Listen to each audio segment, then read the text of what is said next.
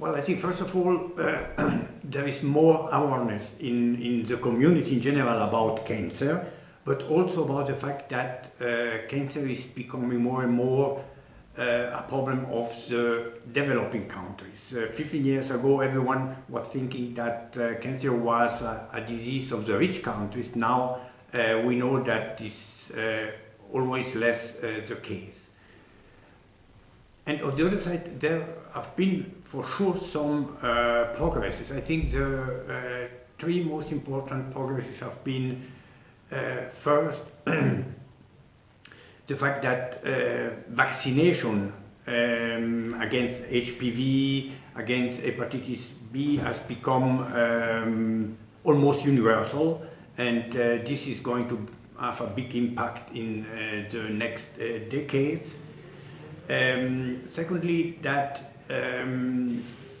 what the community has organizing some very important international initiatives for breast cancer, for cervical cancer, for pediatric oncology, and what they are, some are very developed, others are just at the beginning, but they are going on the right track, and I am sure that we will see very soon progresses in pediatric oncology, which is more rapidly happening than elsewhere, but also in decreasing the frequency of cervical cancer and in improving the outcome of breast cancer.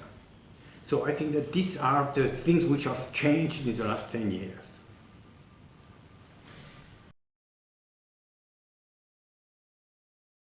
While the awareness in the public has increased about cancer, we still didn't really succeed in involving the political organization. The G7 have done something, but still very embryonally. G20 didn't discuss at all up to now cancer. At the UN special meeting on NCDs, cancer was really just touched marginally. So there is still a lot to do in order to engage really the governments in fighting cancer. The second failure is concerning the basic package for treatment that we were advocating 10 years ago.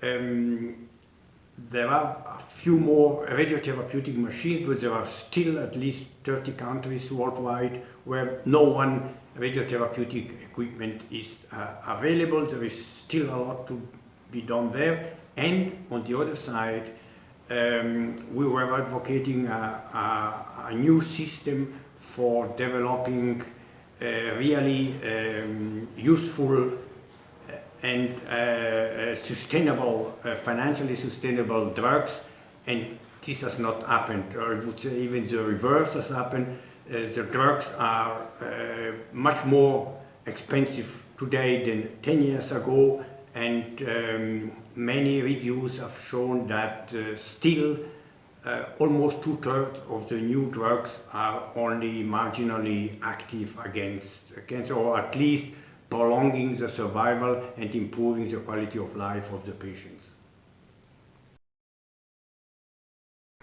10 years ago, many people thought that well, we needed more resources, but that more resources could come, at least to a certain extent, from philanthropy. Now it has been realized that it is impossible to solve problems so big like cancer worldwide with philanthropy, and since many countries, mainly in the developing world, are more and more skeptical against approaches which are just based on philanthropy, I think that we need for sure another approach where governments, public spending, taxes, developmental banks will play the overarching role in financing the global fight against cancer. So I think we have lost the hope that philanthropy might play a crucial role.